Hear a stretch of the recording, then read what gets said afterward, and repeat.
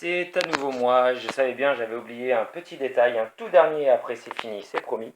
Je vous explique pourquoi en début d'explication de vidéo, j'avais retiré le petit jeton, le petit pion. Hop. Pourquoi j'avais retiré le nain du joueur rouge?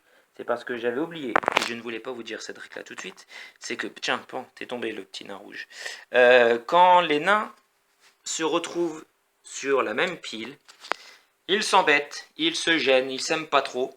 Donc il y a une contrainte, c'est-à-dire à partir du moment où je me retrouve sur la même pile que mon adversaire, si on est trois nains, c'est dès que je me retrouve, on se retrouve tous les trois sur la même pile, il y a une gêne qui se concrétise par le fait que toutes vos actions vous coûteront un point de plus. Ça veut dire que concrètement en début de partie, le premier joueur, toutes les actions qu'il va entreprendre vont lui coûter un point de plus. C'est-à-dire que quand il voudra bouger sur cette pile-là, ou ici, ça ne lui coûtera pas 3 points de déplacement, mais ça lui coûtera 4 points de déplacement. Même chose, s'ils sont tous les deux sur cette pile-ci, que je veux creuser le jeton qui se trouve sous mes pieds, ça ne me coûtera pas 3 points d'action creusée, mais ça m'en coûtera 4.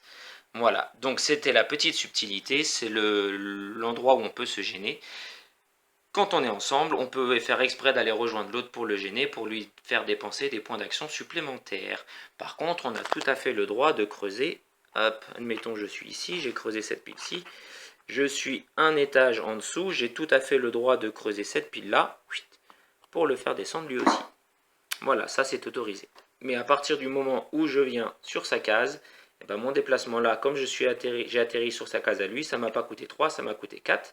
Et si je veux rebouger ici, déjà il va falloir que je grimpe, ça me fait 4. Et après que je grimpe là, ça me fait 3. Donc voilà, la petite gêne, c'est un point d'action supplémentaire. Cette fois-ci, j'ai terminé, je vous laisse en espérant que ça vous a plu. Et que vous pourrez retrouver, j'ai oublié de le préciser mais je le mettrai dans la descriptive, vous pouvez retrouver la règle, le print and play et plein d'illustrations sur la page Facebook des bannis. Voilà, après il ne vous restera plus qu'à vous fabriquer des petits jetons, soit en pâte Fimo comme ici, soit trouver des petits jetons à peindre. Mais ça, c'est que si ça vous a plu. Allez, au revoir.